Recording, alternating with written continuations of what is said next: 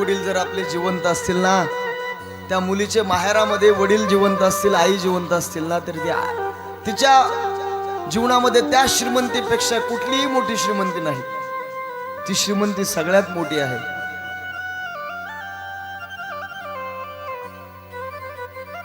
ती आई त्रास द्यायची त्या मुलाला, फार सावतर मुलाला.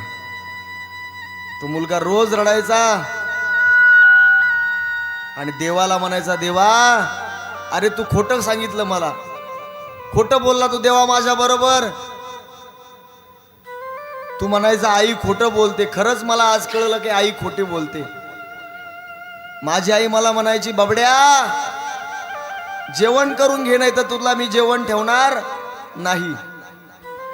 पण खोटं बोलता देवा तू. माझी आई मला जेवण झाकून ठेवायचे रे देवा. देवा ती बाहेर गेली ना, मी खेळायला असलो तर माझी आई मला जेवण झाकून ठेवायची. ती खोटं बोलत होती. आणि आज ही आई मला खरं बोलते रे देवा, खरंच जेवण ठेवत नाही मला. ती त्रास देते आई, रोज त्रास द्यायची ती आई त्याला. एक दिवस असा आला की त्या आईने त्याला सांगितलं की माझ्या एवढ्या साडीला इस्त्री करून ठेव, मला जायचं. त्याने सांगितलं, आई मला साडीला प्रेस करता येत नाही रे आई. त्या